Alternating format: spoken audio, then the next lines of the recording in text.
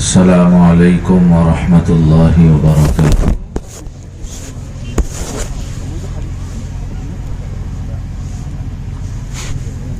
ایک درخواست سارے مجمع سے یہ ہے کہ اپنے آگے کی جگہ پر کر لیں، اپنے آگے کی جگہ پر کر لیں، ہر آدمی اپنے آگے آ جائے، پیچھے والے بھی آ جائیں۔ اللہ آپ کو جزائے خیر دے، اللہ تعالیٰ آپ کو خوش رکھے، اللہ تعالیٰ دارین کی سعادتیں آپ کو نصیب فرمائے۔ آ جائیں، جلدی جلدی آ جائیں۔ ہماری مجمع جوڑنے والی جماعت متحرک ہو جائے، آ جائیں، قریب آ جائیں، تشریف لے آئیں۔ اللہ تعالیٰ نے یہ موقع دیا ہے، یہ موقع بار بار نہیں آتے، ہمیشہ نہیں ملتے۔ اللہ نے اپنے کرم سے یہ موقع دیا ہے، اسے وصول کرنا ہے، اس کی قدردانی ہمیں نصیب ہو جائے، اس کی دعائیں کرنی ہیں۔ اپنی باتیں بند کر دیں، متوجہ ہو کر بیٹھ جائیں۔ کوئی عذر نہ ہو، دقت پریشانی نہ ہو تو ٹیک چھوڑ دیں۔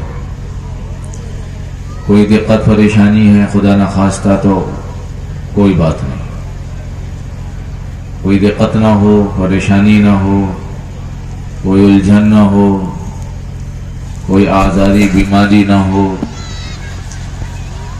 اچھی بات یہ ہے کہ دین کی بات کو ٹیک لگا کر نہ سنا جائے۔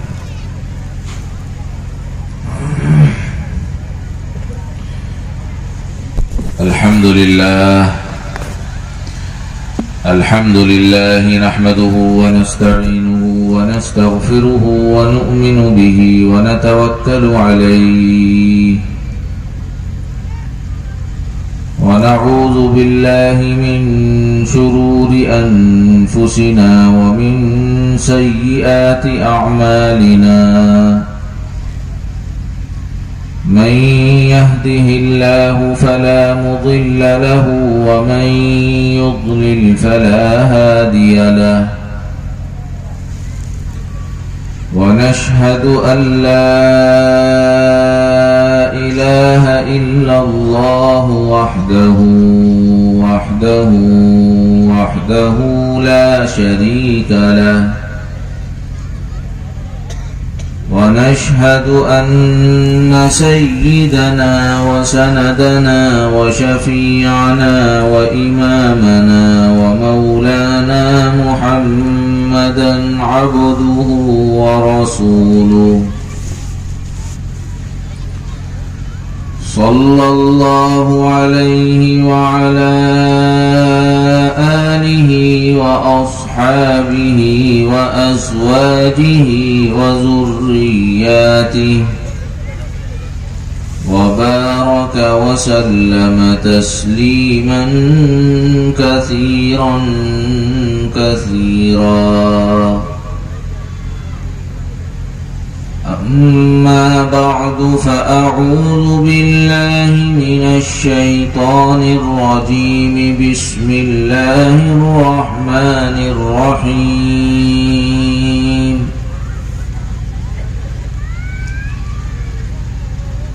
يا أيها النبي إنا أرسلناك شاهدا ومبشرا ونذيرا وداعيا إلى الله بإذنه وسراجا منيرا. صدق الله مولانا العلي العظيم.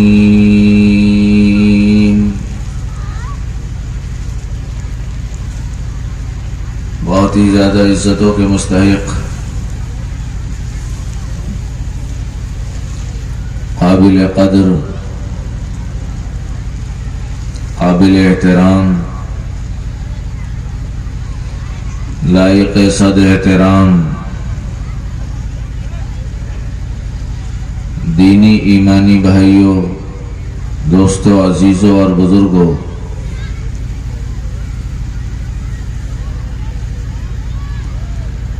اللہ تبارک و تعالی ہمارے اس اجتماع کو قبول فرمائے، نظر بد سے حفاظت فرمائے، اپنے راستے میں نکلنے والوں کو بھی قبول فرمائے، اور ہم سب کو اپنا دین چہار دانگ عالم میں لے جانے کی سعادت اور توفیق میسر فرمائے۔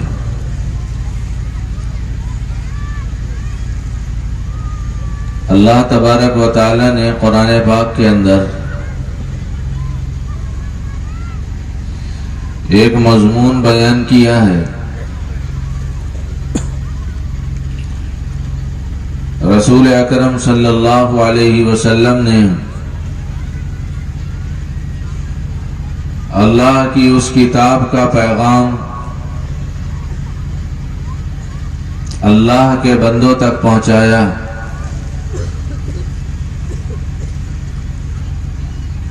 اس پیغام میں یہ ہے کہ اللہ تبارک و تعالی فرماتا ہے کہ جس وقت یہ دنیا بنی نہیں تھی، زمین کا نام و نشان نہیں،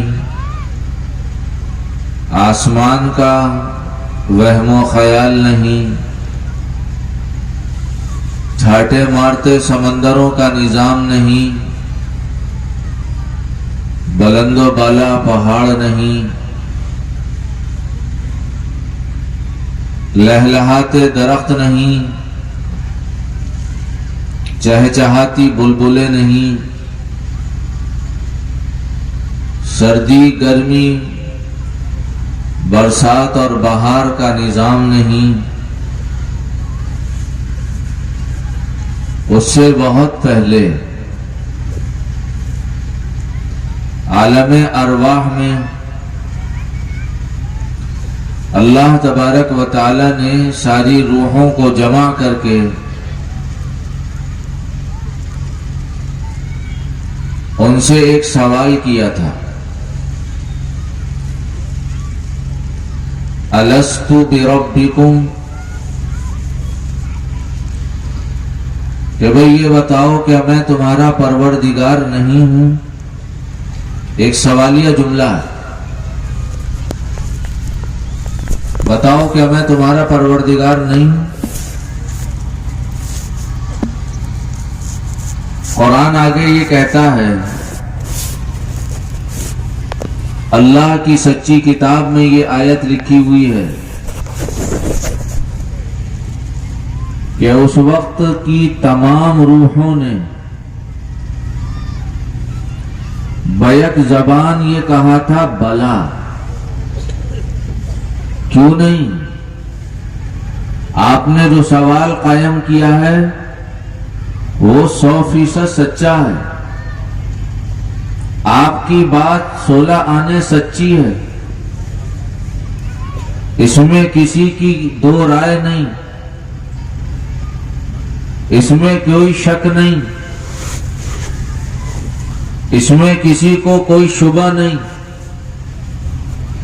ہم سب مل کر اقرار کرتے ہیں کہ آپ ہی رب العالمین ہیں، آپ ہی پروردگار ہیں۔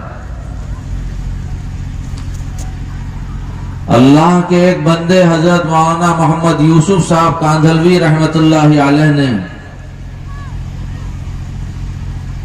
یہ بات لکھی ہے کہ اس وقت تمام روحوں نے بیک زبان یہ بات کہی تھی کہ آپ ہی رب ہیں۔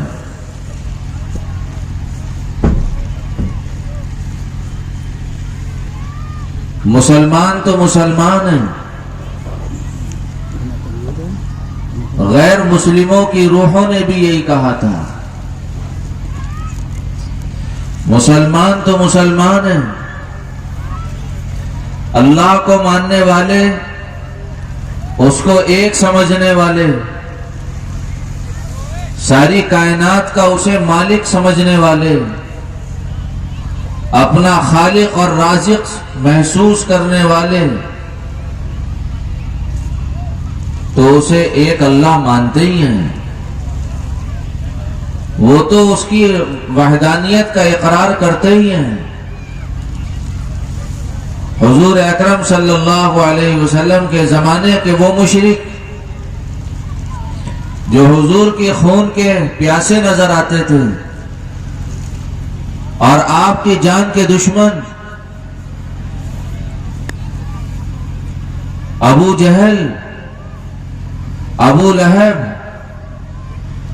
عتبہ، شیبہ، ربیعہ، اور ادھر مدینہ المنورہ کے اندر عبداللہ بن ابی بن سلول اور کعب بن اشرف اور ان کا پورا ٹولہ، ان کے ہم نوا ہم مزاج لوگ، جن کا ظاہر کچھ باطن کچھ،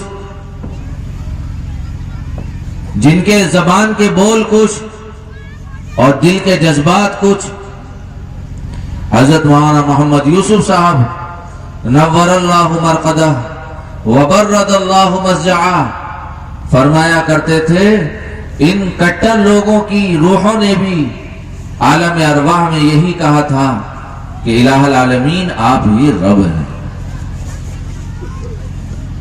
بات آئی گئی ہو گئی، وقت گزرنے لگا، سسٹم آگے چلا، دنیا بنی، آسمان سجا، زمین بنائی گئی، ترتیبیں قائم کی گئیں، انسانوں کا سلسلہ شروع ہوا، تولد و تناسل کی ترتیب قائم ہوئی، اور ایک زمانے تک دنیا کے اندر وحدانیت رہی، ایک اللہ کی عبادت، ایک اللہ کی عبادت کی جاتی رہی. پھر جیسے جیسے زمانہ آگے بڑھا، انسانیت پھیلی، لوگ بڑھے، ان کے قبیلے بنے، ٹکڑے تقسیم ہوئے، زمینوں کے ملک بنے، صوبے بنے، علاقے تقسیم ہوئے. جو پہلے تھے وہ چلے گئے، جو بعد کے تھے وہ رہے، ان میں اختلاف افتراق پیدا ہوا. کچھ لوگ وہ رہے جنہوں نے یہ کہا کہ پیدا کرنے والا صرف ایک ہے. کچھ ایسے بنے جنہوں نے یہ کہا کہ ہم بھی مانتے ہیں کہ پیدا اسی نے کیا. انہوں نے یہ کہا کہ ہم بھی مانتے ہیں زمین سے غلہ وہی دیتا ہے. جنہوں نے یہ کہا کہ ہم بھی مانتے ہیں کہ یہ سارا سسٹم اسی ایک کا ہے، لیکن ہم ساتھ میں یہ بھی مانتے ہیں کہ وہ بیچارہ ایک اکیلا کتنا کام کرے، اس کے شریک بھی ہیں، اس کے وزیر بھی ہیں، اس کے مشیر بھی ہیں، اس کا ہاتھ بٹانے والے بھی ہیں، اس کا کام کرنے والے بھی ہیں، اس کی حکومت میں لوگ پارٹنر بھی ہیں، شریک بھی ہیں. کچھ لوگوں نے یہ بات کہی. پہلی قسم واحد کی، دوسری قسم مشرکوں کی جو اللہ کو بھی مان رہے ہیں، اللہ کے ساتھ دوسروں کو بھی مان رہے ہیں. پھر کچھ زمانہ آگے بڑھا اور ایک قسم اور بنی.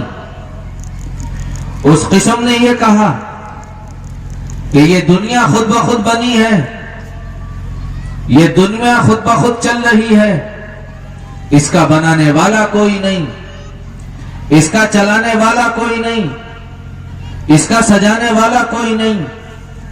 وہ قسم ملحدین کی، دہریہ قسم کے لوگوں کی، جن کو ایتھسٹ کہا جاتا ہے، لا مذہب کہا جاتا ہے، جن کو کہا جاتا ہے کہ یہ خدا کے وجود کے منکر ہیں، ان کی ایک قسم بن گئی. دنیا کے اندر یہ تفریق ہوئی. کسی نے اللہ کو اللہ کے روپ میں مانا، کسی نے اللہ کو بھی مانا اور ان کے ساتھ کسی دوسرے کو بھی شریک کیا، اور کسی نے یہ کہا کہ ہم خدا کے وجود کو ماننے کو تیار نہیں. قرآن یہ کہتا ہے کہ ایک زمانہ آئے گا، ایک وقت آئے گا، اور اس کی منظر کشی اللہ نے قرآن کے مختلف پاروں میں اور قرآن کریم کی مختلف آیات میں اپنے البیل انداز سے اور اپنے خاص طریقے سے الفاظ بدل کر،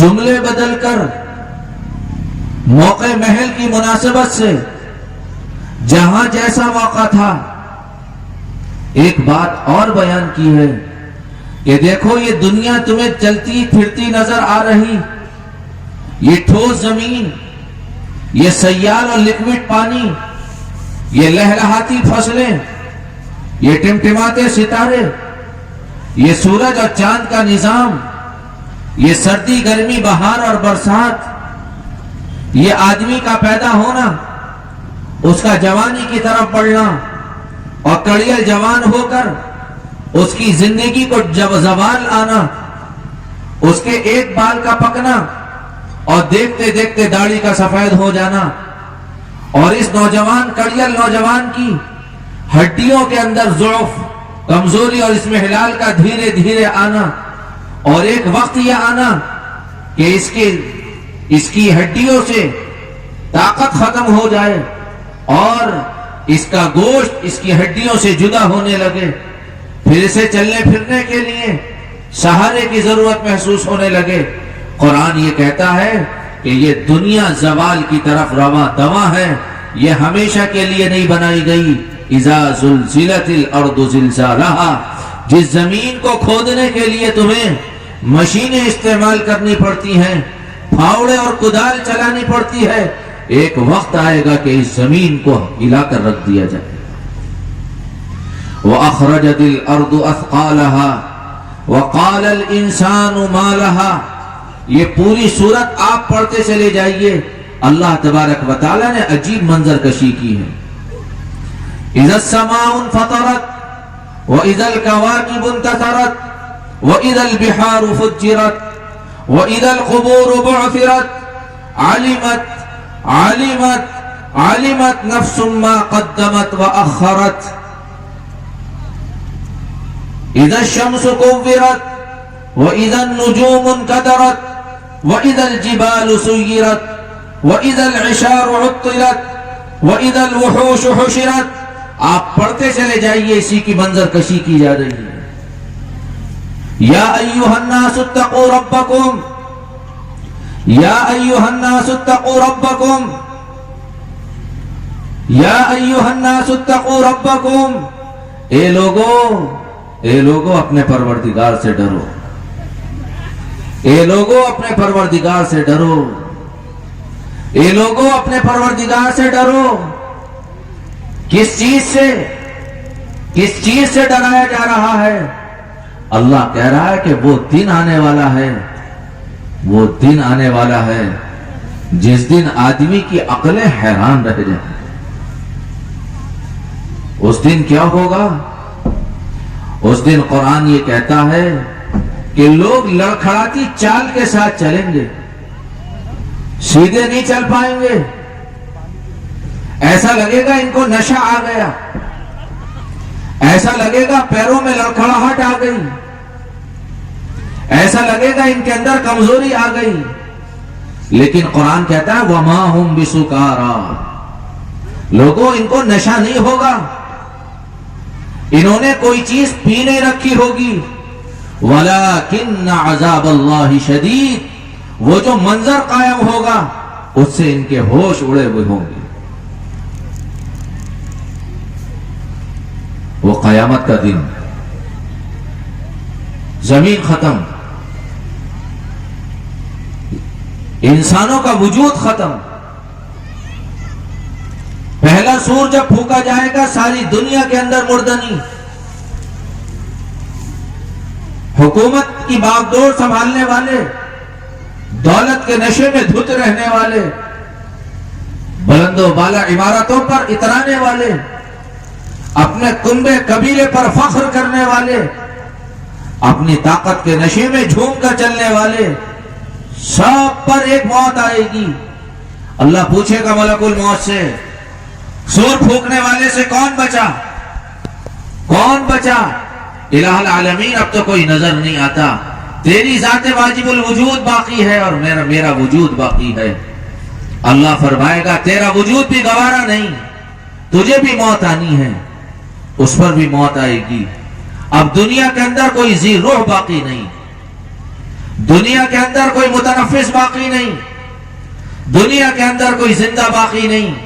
اس موقع پر قرآن یہ کہتا ہے کہ اللہ تبارک و تعالیٰ کے اعلان کرے گا لمن الملک اليوم، او بادشاہو، او منسٹرو، او مالدارو، او گورو اور کالو، او طاقت والو، او جتھوں والو، او کنبو برادری والو، او دناتے پھرنے والو، ادھر سے ادھر چکر لگانے والو، اپنے سامنے کسی کو ٹکنے نہ دینے والو، کسی کی چلنے نہ دینے والو، اے لوگوں آج یہ بتاؤ لمن الملک اليوم، آج تم یہ بتاؤ آج بادشاہت کس کی ہے؟ لکھا ہے معتبر لوگوں نے یہ جملہ ساری دنیا میں گشت کرے گا، اور دنیا ہی نہیں سارے عالم میں گشت کرے گا، کوئی اس جملے کا جواب دینے والا نہ ہوگا۔ لمن الملک اليوم، میرے بھائیوں میں بھی اپنی گریبان میں منہ ڈالوں، آپ بھی اپنی زندگی کا جائزہ لو، اپنے گریبان میں منہ ڈال کر اس منظر کی تھوڑی سی عکاسی کرنے کی کوشش کرو، اور اس کا وہ منظر اپنے ذہن میں بٹھانے کی کوشش کرو۔ کیا دہشتناک منظر ہوگا، کیا عجیب حالت ہوگی۔ اللہ کا ہیبت والا جملہ ساری کائناتوں میں چکر لگا رہا ہوگا، لمن الملک اليوم، بتاؤ آج کس کی بادشاہت ہے۔ جب کوئی جواب کہیں سے نہیں ملے گا تو اللہ ہی اس کا جواب دے گا، اور دوبارہ دوسرا جملہ دنیا کے اندر گھومے گا، للہ الواحد القہار، آج بھی اسی کی بادشاہت ہے جو ایک اکیلا ہے، زبردست ہے، غلبے والا ہے۔ حشر و نشر، قیامت کی ہولنا کی، جس کے بارے میں خاتم النبیین والمرسلین آقائے مدنی سرکار دو عالم رحمت للعالمین صلی اللہ علیہ وسلم نے صدیق عائشہ رضی اللہ عنہا سے فرمایا تھا، عائشہ تجھے پتہ نہیں ہے قیامت کے دن جب لوگ قبروں سے اٹھ کر میدان حشر کی طرف چلیں گے، ان کے بدن پر کپڑے کی کوئی قطر نہیں ہوگی، مادر ذات برہنہ ہوں گے۔ صدیقہ نے اپنا چہرہ ہاتھوں سے چھپایا اور حضور اکرم علیہ السلام سے عرض گزار ہوئی، یا رسول اللہ کیا فرماتے ہیں؟ مرد بھی مادر ذات برہنہ، عورتیں بھی اسی حال میں، کیسے شرم آئے گی، کیسے نگاہیں اٹھیں گی اور کیسے دوسرے سے نگاہیں ملیں گی؟ آپ نے ارشاد فرمایا، عائشہ گھبرانے کی بات نہیں، حالات ایسے ہوں گے کوئی کسی کو پوچھنے کو تیار نہیں، کوئی کسی کی طرف دیکھنے کو آمادہ نہیں۔ یوم یفر المرء من اخیہ وامہ وابیہ وصاحبتہ وبنیہ، حالات کہاں تک پہنچ چکے ہوں گے؟ قرآن ایک جملہ استعمال کرتا ہے، لکل امرئ منہم یومئذ شأن یغنیہ، حالات ایسے ہوں گے جو ایک آدمی کو دوسرے سے بے نیاز کر دے۔ ان حالات میں میزان عدل قائم ہوگا، فمن يعمل مثقال ذرة خيرا يراه ومن يعمل مثقال ذرة شرا يراه۔ آج ہم یہ کہیں کہ میں بڑا بیٹا ہوں، میں پاور میں ہوں، باپ کا کاروبار میرے ہاتھ میں، باپ کی پراپرٹی میرے قبضے میں، ساری رجسٹریاں میرے ہاتھ میں اپنی بہن کو پھوٹی کوڑی دینے کو تیار نہیں۔ ہاں ٹھیک ہے آج تمہارے ہاتھ میں نظر آتا ہے، لیکن ایک دن آئے گا، فَمَن يَعْمَلْ مِثْقَالَ ذَرَّةٍ خَيْرًا يَرَهُ وَمَن يَعْمَلْ مِثْقَالَ ذَرَّةٍ شَرًّا يَرَهُ۔ ایک دن آئے گا اچھائیاں بھی آ کر رکھ دی جائیں گی اور برائیاں بھی آدمی کے سامنے لا کر رکھ دی جائیں گی۔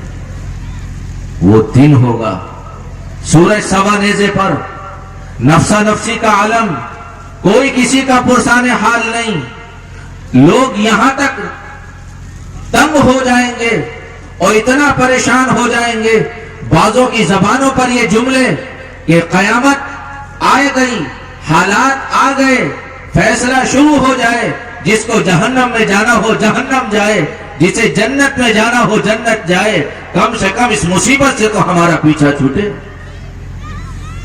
حضور فرما رہے ہیں، صحیح حدیث موجود ہے، روایت موجود ہے، آدمی اپنے گناہوں کے بقدر پسینے میں ڈوبا ہوا ہوگا، کوئی ٹخنوں تک، کوئی گھٹنوں تک، کوئی ناف تک، کوئی گلے تک، اور کوئی اپنے گناہوں میں غوطے لگا رہا ہوگا۔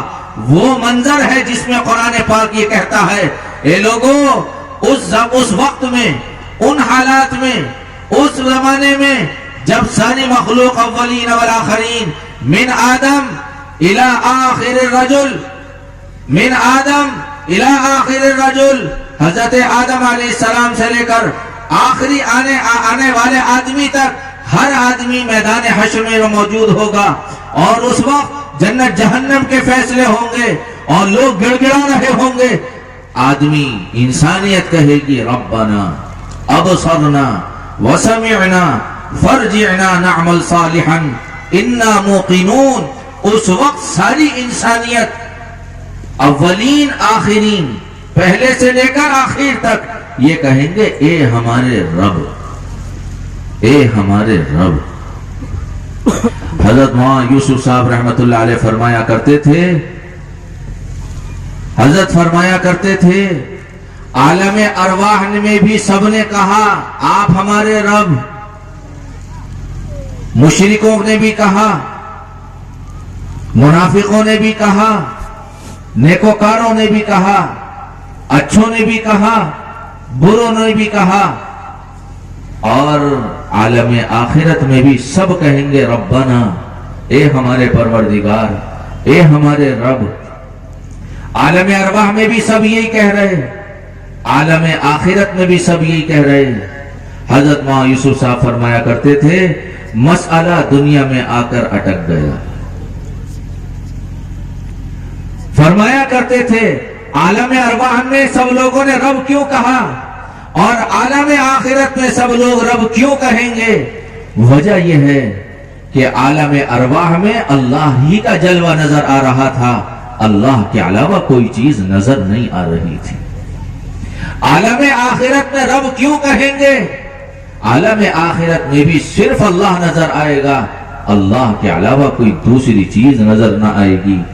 دنیا کو اللہ نے ایسا ڈیزائن کیا، دنیا کو اللہ نے ایسا بنایا، غلہ اللہ کے خزانوں سے آ رہا ہے لیکن اگتا ہوا زمین سے دکھ رہا ہے۔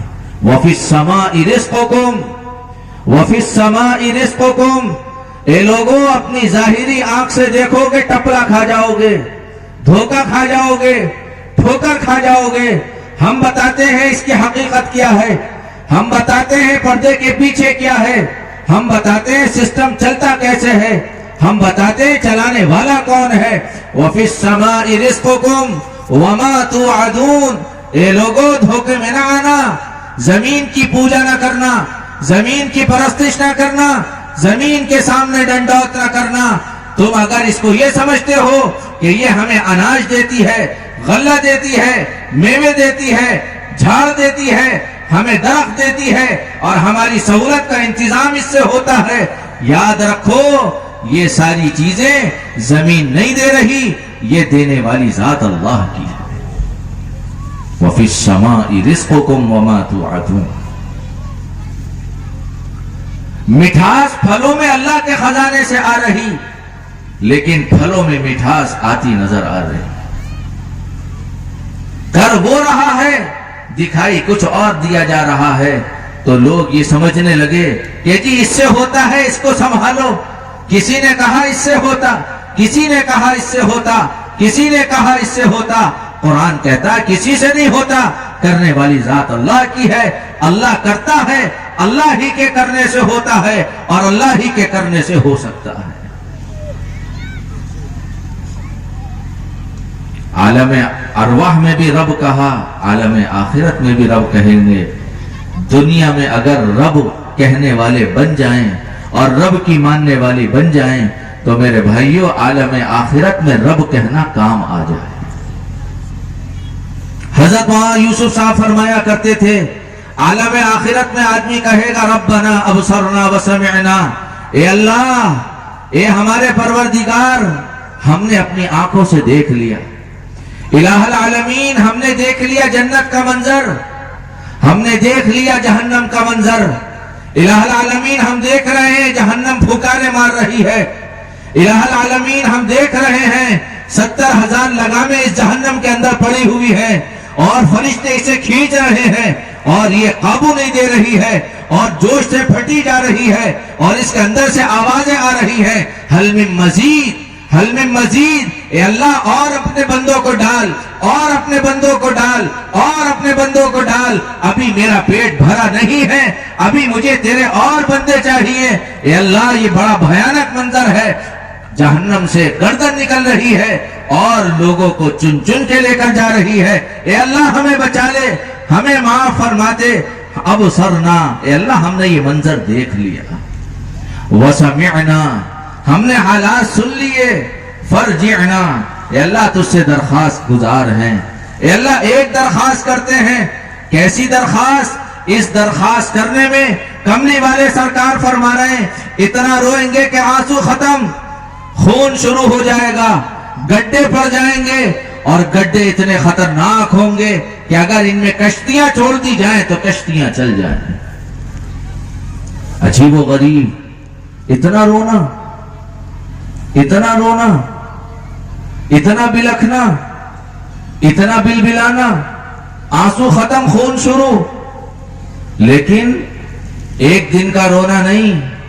سأل سائل بعذاب واقع للکافرین لیس له دافع من اللہ ذی المعارج۔ یہ پڑھو قرآن پاک کی صورتیں اور آیتیں جس میں اللہ یہ فرماتا ہے کہ ایک دن 50,000 سال کے برابر ہوگا۔ کتنا روئے گا آدمی؟ صدیاں ہو سکتا ہے گزر جائیں، صدیاں گزر جائیں، لیکن یہ رونا اللہ کے دل کو پگھلا نہیں پائے گا، یہ رونا اللہ کے دل کو نہیں پگھلا پائے گا۔ آج میرے بھائیوں، دوستوں، عزیزوں، بزرگوں، اگر ہم یہ چاہتے ہیں اور انسانیت یہ چاہتی ہے اور دنیا میں بسنے والے لوگ یہ چاہتے ہیں کل رب کو رب کہنا کام آ جائے، اس دنیا کے اندر رب کے ماننے والے اور رب کی ماننے والے بن جائیں، کل رونا کام نہیں آئے گا۔ آج ذرا سا رونا اللہ کی رحمت کو متوجہ کرنے کے لیے کافی ہے۔ ایک آدمی کی آنکھ سے آنسو بہ جائے، ایک ندامت کا آنسو، ایک شرمندگی کا آنسو، ایک شرمندگی کا آنسو آدمی کی آنکھ سے نکل جائے، کتنا؟ حضور اکرم علیہ السلام فرما رہے ہیں بہت معمولی، بہت معمولی، مکھی کے سر کے برابر۔ مکھی کتنی بڑی اور اس اتنی چھوٹی سی مکھی میں اس کا سر، اس کے برابر اگر کوئی بندہ یہ کہہ دے کہ اللہ میں معافی چاہتا ہوں، اے اللہ میں نے اپنی بہنوں پر بہت ظلم کیا، اے اللہ میں نے اپنی پھوپھی پر بہت ظلم کیا، میں نے اپنے چچا پر بہت ظلم کیا، اے اللہ میں نے اپنے چھوٹے بھائی پر بہت ظلم کیا، اے اللہ میں نے اپنے بھائیوں کو ستایا، اپنے پڑوسیوں کو ستایا، اپنے رشتہ داروں کو ستایا، اے اللہ میں نے اپنی ماں کو ستایا ہے اور باپ کو ستایا ہے اور بیوی کو ستایا ہے اور بچوں کو ستایا ہے، اپنے رشتہ داروں کو ستایا ہے، اے اللہ آج میں تجھ سے معافی مانگتا ہوں، خدا مجھے معاف کر دے۔ یہ ندامت کا ایک آنسو اس کے سارے گناہ معاف کرانے کے لیے کافی ہے۔ حقوق العباد میں اگرچہ یہ بھی ہے کہ جن کا دل دکھایا ان سے معافی تلافی کر لے اور اللہ سے توبہ کر لے، اللہ دنیا کا معاملہ دنیا میں صاف کر دے۔ یہاں کا رونا کام آئے گا، یہاں کا بلکنا کام آئے گا، یہاں کا تڑپنا کام آئے گا۔ ہو نہیں سکتا کوئی آدمی اللہ کے سامنے ہاتھ اٹھائے اور اللہ سے اپنی مرادیں مانگے اور مانگتے مانگتے اس کا وجود اتنا بے چین ہو جائے کہ اس کی آنکھ سے آنسو جاری ہونے لگے، اس یقین و تصور کے ساتھ کہ اللہ تیرے علاوہ کسی کی عبادت کرنے والا میں نہیں، اے اللہ اس مسئلے کو تو ہی حل کر سکتا ہے، مجھے تو ہی معاف کر سکتا ہے اور میری پریشانیاں تو ہی حل کر سکتا ہے۔ اس یقین اور جذبے کے ساتھ اگر کسی کی آنکھ سے آنسو ٹپکتا ہے، اللہ کا غیبی نظام حرکت میں آ جاتا ہے۔ یاد رکھو میرے بھائیوں، میں کسی جوش میں نہیں بول رہا، میں پورے اعتماد کے ساتھ عرض کر رہا اور پورے یقین کے ساتھ آپ سے کہہ رہا اور کتابوں کا مطالعہ کر کے آپ سے عرض کر رہا، تاریخ پڑھ کر آپ سے کہہ رہا، اللہ والوں کی داستانیں سن کر آپ سے کہہ رہا، معتبر لوگوں نے جو باتیں لکھی ہیں وہ پڑھ کر آپ سے عرض کر رہا۔ جب بندہ اللہ کے سامنے روتا ہے اور گڑ گڑاتا ہے اور مچلتا ہے اور یہ کہتا ہے اللہ تیرے علاوہ مسئلہ حل کرنے والا کوئی نہیں، اور وہ آنسو ٹپکاتا ہے، خدا کا غیبی نظام حرکت میں آ جاتا ہے۔ دنیا کے اندر ایک اللہ والا گزرا ہے جسے لوگ بادشاہ وقت کی نظر سے عام طور پر دیکھتے ہیں، لیکن وہ صرف بادشاہ نہیں تھا، وہ صرف حاکم وقت نہیں تھا، وہ کہیں کا صرف وائسرائے نہیں تھا، اسے دنیا سلطان صلاح الدین ایوبی کے نام سے جانتی ہے۔ لکھنے والوں نے ان کے زمانے کے اندر لکھا سلطان مصر و شام، ان کی حکومت کا دائرہ مصر اور ان کی حکومت کا دائرہ ملک شام تک، وہ صرف حاکم وقت نہیں۔ لکھنے والوں نے قاضی بہاؤالدین شداد نے اپنی ڈائری میں لکھا ہے کہ یہ آدمی ایسا گزرا ہے سلطان صلاح الدین ایوبی کہ سفر اور حضر، مشکل اور خوشی، کسی حال میں اس اللہ کے بندے کی کبھی تہجد قضا نہیں ہوئی ہے۔ اللہ کا دین، اللہ کا نام، اللہ کا کام، اللہ کے نبی کا پیغام ساری دنیا کے اندر پھیلے اور انسانیت امن و امان کے ساتھ اس دھرتی پر رہے، اس دنیا کے اندر جیون ویتیت کرے اور دنیا کے اندر زندگی گزارے۔ ٹھیک ہے تم اللہ کو مانتے ہو نہیں مانتے، لیکن یہ طے کرو کہ ہم آپس میں لڑیں گے نہیں، تم جس کی عبادت کرتے ہو کرو، مسلمان جس کو مانے مانے۔ رسول اللہ نے بھی یہ پیغام پہنچایا تھا مدینہ المنورہ کے اندر، یہودیوں کو بلایا، عیسائیوں کو بلایا اور لوگوں کو بلایا اور یہ کہا کہ دیکھو میں اپنی دعوت یہ دیتا ہوں لیکن تم پر اپنا دین تھوپتا نہیں ہوں، تمہیں مجبور نہیں کرتا، تمہارا دل چاہے قبول کرو نہ دل چاہے نہ مانو، لیکن مل بیٹھ کر یہ طے کرو ہم تم سے نہیں لڑیں گے، تم ہم سے نہ لڑنا، تم جیون آرام سے گزارو، زندگی سہولت سے گزارو اور ہم بھی کھل کر جینا چاہتے ہیں۔ سلطان صلاح الدین ایوبی رحمت اللہ علیہ نے دنیا کے اندر پیغام دیا۔ تاریخ لکھنے والے مجبور ہیں یہ لکھنے پر، مجبور ہے ان کا قلم یہ لکھنے پر کہ سلطان جس علاقے کو فتح کرتا تھا اپنی فوج کو یہ حکم دے رکھا تھا اس نے کہ خبردار کسی بچے پر تلوار نہ اٹھانا، کسی عورت پر تلوار نہ اٹھانا، کسی مذہبی آدمی پر تلوار نہ اٹھانا، کوئی سروکار نہیں، ہمیں اس سے کوئی سروکار نہیں کہ وہ مذہبی آدمی ہمارے مذہب کا ہو یا دوسروں کے مذہب کا ہو، اگر وہ آدمی مذہبی ہے اور جنگ میں شامل نہیں ہے اس کا خون بہانا ہمارے لیے جائز نہیں۔ اور جس ملک کو اور جس علاقے کو صلاح الدین کی فوجوں نے فتح کیا ہے، ملک فتح کرتے ہی اعلان ہوتا تھا اے لوگوں گھبرانے کی بات نہیں، ہم تمہیں اجاڑنے نہیں ہم تمہیں بسانے آئے ہیں۔ لوگ یہ بات لکھنے پر مجبور ہیں۔ ایک وقت آیا سلطان کو اطلاع ملی کہ کچھ ناعاقبت اندیش لوگ ہم پر چڑھائی کر کے آ رہے ہیں، سمندر کے راستے سے آ رہے ہیں، بہت بڑی فوج لے کر آ رہے ہیں، ساری چیزیں ان کے پاس موجود ہیں اور قسم کھا کر آئے ہیں کہ ہم ان کا وجود مٹا دیں۔ دنیا میں ایک ریت ہے، دنیا کا ایک مزاج ہے، چھوٹے بچے کو اگر کوئی ستانے آتا ہے وہ اپنی ماں کے پیروں سے چپٹ جاتا ہے۔ اس بچے کو یہ تصور ہے، اسے یہ یقین ہے کہ اس کے حملے سے مجھے میری ماں ہی بچا سکتی ہے۔ اس تکلیف سے مجھے میری ماں بچا سکتی ہے۔ ایک بندہ کمزور تھا، ایک بندہ ضعیف تھا، مدتیں گزر گئی اللہ کا پیغام سناتے سناتے، مدتیں گزر گئی اللہ کے نبی کا پیغام سناتے سناتے، لوگ جان کے دشمن بن گئے اور قسمیں کھا کر آئے کہ نہ اس کو چھوڑنا ہے نہ اس کے ماننے والوں کو چھوڑنا ہے، اور سمندر کے راستے سے وہ بحری بیڑا آنے لگا۔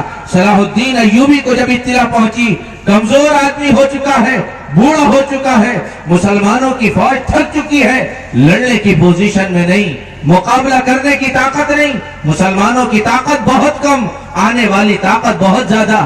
سلطان نے آسمان کی طرف دیکھا، اپنی فوج کو دیکھا، اپنے وجود کو دیکھا، اپنی داڑھی پکڑ کر اپنے داڑھی کے سفید بالوں کو دیکھا۔ دن گزر گیا بے چینی میں، رات ہوئی، بیت المقدس میں عشاء کی نماز پڑھی۔ نماز سے فارغ ہونے کے بعد ایک ایک کر کے سارے نمازی مسجد سے چلے گئے۔ قاضی بہاؤالدین شداد نے لکھا ہے، جو عینی شاہد ہے،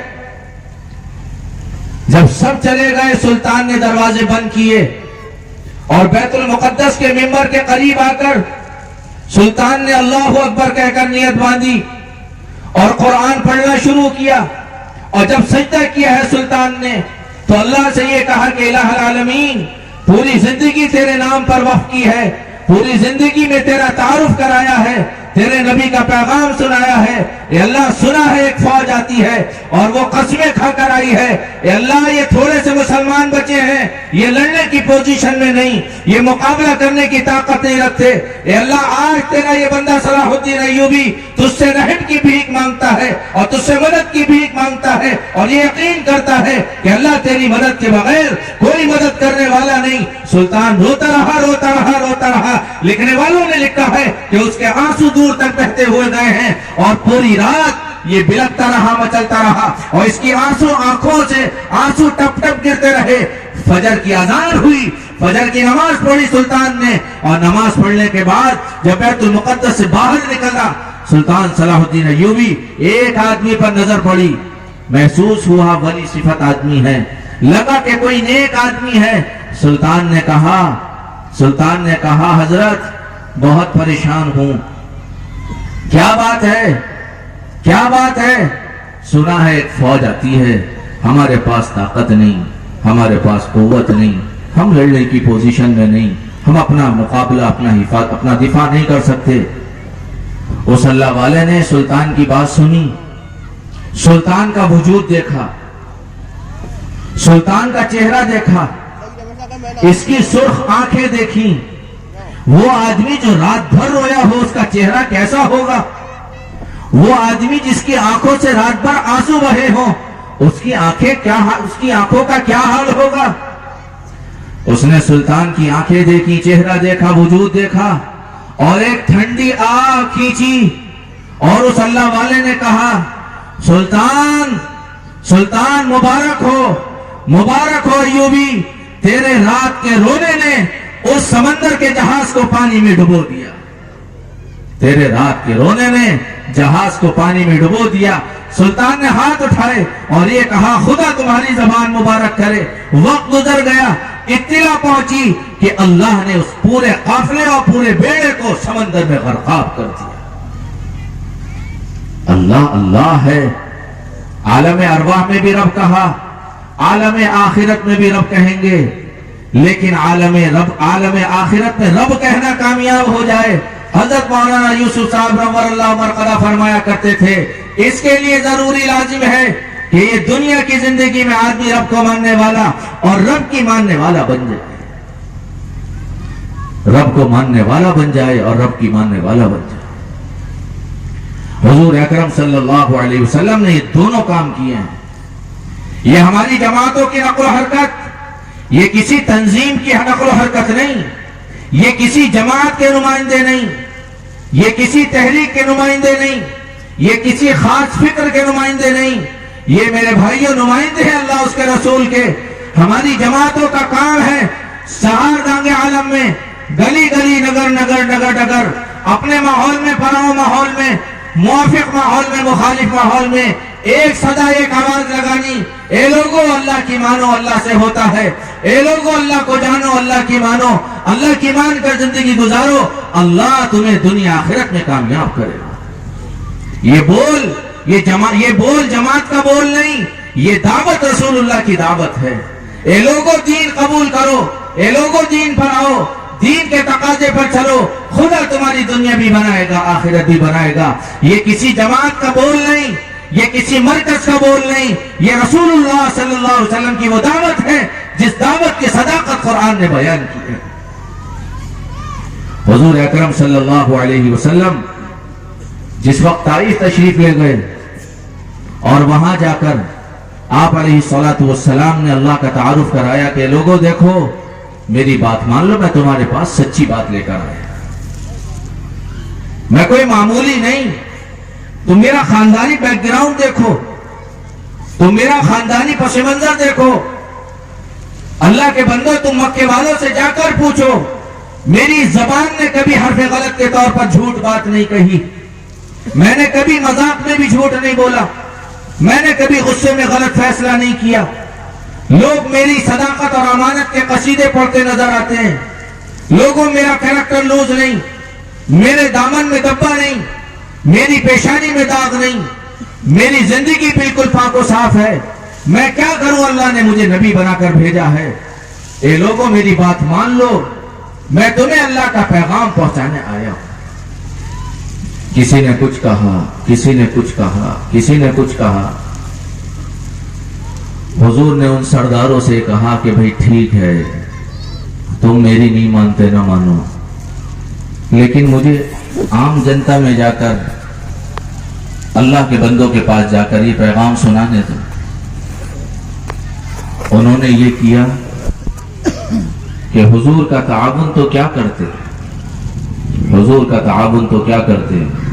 میں یہ بات اس لیے عرض کر رہا میرے بھائیوں، یہاں میرا آپ کا اس پنڈال میں آ جانا یوں ہی نہیں ہے، میرے آپ کے یہاں آنے میں بڑی قربانیاں چھپی ہوئی ہیں۔ آپ ناراض نہ ہونا، میں آپ سے ایک جملہ کہوں،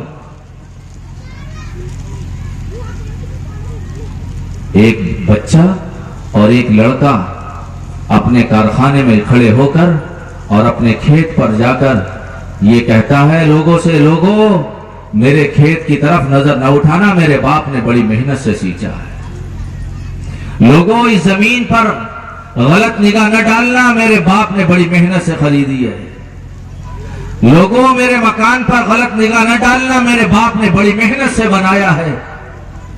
ایک آدمی نے اپنے باپ کی بنی ہوئی پراپرٹی کی حفاظت کی، ایک آدمی نے اپنے باپ کے بنائے ہوئے مکان کی حفاظت کی، ایک آدمی نے اپنے باپ کے خریدے ہوئے کھیت کی حفاظت کی، اور اسے یہ احساس رہا کہ میرے باپ کی بڑی محنت، میرے باپ کی بڑی قربانیاں، میرے باپ نے بڑے مجاہدے کیے، یہ زمینیں خریدنے کے لیے میرے باپ نے قربانیاں دیں، فاقے برداشت کیے، لوگوں کی کڑوے کسیلی سوئی، میں اس پراپرٹی کی حفاظت کروں گا، زمین جائیداد کو محفوظ رکھوں گا، اسے خرد برد ہونے سے محفوظ رکھوں گا۔ میرے بھائیو، اگر میرے سروں پر ٹوپیاں اور آپ کے جسم پر اسلامی لباس، اور آج ہم سب حسن پور کے اجتماع میں موجود ہیں اور ایک اللہ کو اللہ مانتے ہیں اور اللہ کے سامنے اپنی پیشانی کو جھکاتے ہیں، تو یوں ہی نہیں خام خواہ۔ کسی نے کہا تھا یہ بے خودی بے سبب نہیں غالب، یہ بے خودی بے سبب نہیں غالب، کچھ تو ہے جس کی پردہ داری ہے۔ یہاں میرا آپ کا آ جانا اور اس نظام کا بن جانا، اس کے پیچھے بڑی قربانیاں ہیں۔ حضرت محمد صلی اللہ علیہ وسلم کی، آپ علیہ الصلوۃ والسلام طائف تشریف لے گئے، لوگوں سے کہا ٹھیک ہے تم نہیں مانتے نہ مانو، لیکن مجھے اپنے رب کا پیغام لوگوں تک پہنچانے دو، انہیں سنانے دو۔ انہوں نے طائف کے لوگوں کو، چھوٹے لوگوں کو، بچوں کو، نوجوانوں کو تیار کیا کہ یہ آدمی آیا ہے، مکہ المکرمہ سے آیا ہے، اسے مار مار کر باہر نکالنا ہے۔ انہوں نے حضور اکرم علیہ السلام کا وہ تماشا بنایا، شاید دنیا میں کسی کا بنا ہو۔ پھول جیسے جسم پر، نبی اکرم علیہ السلام کے پھول جیسے جسم پر پتھروں کی جو بارش ہوئی ہے۔ ایک لکھنے والے نے عجیب جملہ لکھا، واقعتاً پڑھ کر دل ٹوٹ گیا۔ اور آنکھ سے آنسو بہنے لگے.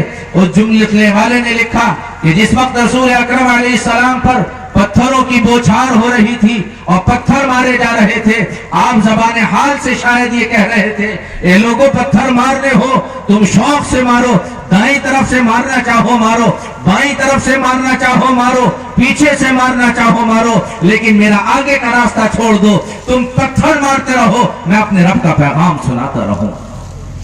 لوگ مارتے رہے، آپ چلتے رہے، پیغام سناتے رہے. چلتے چلتے نوبت یہاں تک آئی کہ آپ غش کھا کر گر گئے، خون بہتا رہا. حضرت زید رضی اللہ تعالی عنہ حضور کے رفیق سفر تھے. حضرت زید نے آپ کو اپنے ہاتھوں میں اٹھایا اور لے کر چلے، اور ایک درخت ملا، اس کی جڑ میں لا کر آپ کو بٹھا دیا. آپ کو ذرا سا ہوش آیا، دور بیٹھا ایک آدمی تھا. اس نے دیکھا کہ یہ آدمی کون ہے جس کے پورے جسم سے خون کے پھوارے نکل رہے ہیں. اس نے پہچانا یہ تو محمد بن عبداللہ ہے.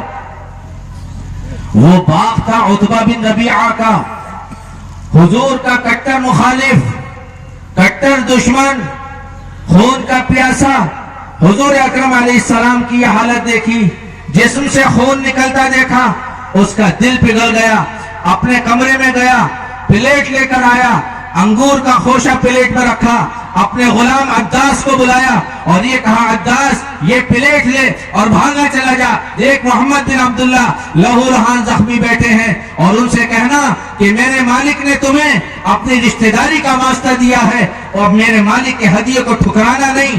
خدا کے واسطے انگور کھا لو، اس کا ہدیہ استعمال کر لو اور مجھ پر احسان کر دو، میرے ہدیے کو ٹھکرانا نہیں، واپس نہ کرنا.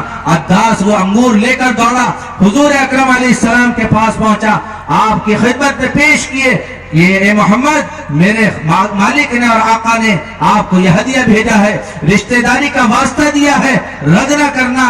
آپ کی حالت میرے مالک سے دیکھی نہیں جاتی، آپ استعمال کر لیں، کچھ طاقت آ جائے گی. آپ نے پوچھا تو کون ہے؟ کہ جی میرا نام عداس ہے. کہاں کا رہنے والا ہے؟ کہ جی میں نینوا کا رہنے والا ہوں. اچھا وہ نینوا، وہاں تو میرا ایک بھائی رہتا تھا. تمہارا بھائی؟ محمد تم مکہ المکرمہ کے رہنے والے، نینوا کہاں، مکہ المکرمہ کہاں، تمہارا بھائی وہاں کیسے آ گیا؟ ارے ہاں میرا ایک بھائی وہاں رہتا تھا. یونس ابن متہ کا نام سنا ہے؟ کہ ہاں سنا ہے، وہ تو اللہ کے نبی تھے. ہاں وہ اللہ کے نبی تھے، میں بھی اللہ کا نبی ہوں. جو پیغام وہ لے کر آئے تھے وہی پیغام میں لے کر آیا ہوں. عداس میں تجھے دعوت دیتا ہوں، تو مسلمان ہو جا، تو اسلام قبول کر لے. عداس نے ہاتھ جوڑ کر کہا، اے محمد میں کوئی بڑا آدمی نہیں، معمولی آدمی ہوں، میں اپنے آقا کا غلام ہوں. دنیا کے اندر غلاموں کا کوئی مذہب نہیں ہوتا، غلاموں کا مذہب وہ ہوتا ہے جو اس کے آقا کا ہوتا ہے. میں اسلام قبول نہیں کر سکتا. آپ نے ارشاد فرمایا، عداس یہ انگور لے جا اور اپنے مالک سے کہہ کہ اگر ان کو مجھ پر ترس آتا ہے اور رحم آتا ہے تو وہ تجھے اجازت دے دے، تو میرا کلمہ پڑھ کر مسلمان ہو جا.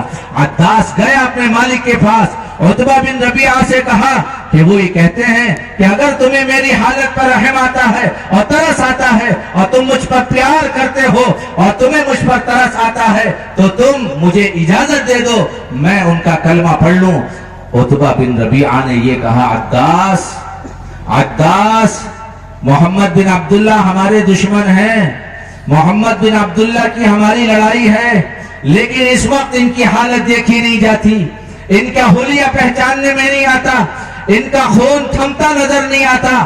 عداس ہم نے اپنی دشمنیاں اٹھا کر رکھ دی، اگر ان کو سکون تیرے مسلمان ہونے سے ملتا ہے تو میں تجھے اجازت دیتا ہوں، تو کلمہ پڑھ کر ان کو سکون پہنچا دے. حضرت محمد صلی اللہ علیہ وسلم نے یہ قربانیاں دی ہیں لوگوں کو تعارف کرانے کے لیے کہ لوگوں دیکھو رب سے وعدہ کر کے آئے ہو، قیامت میں رب کہو گے، وہ رب کہنا تمہارے کام آ جائے.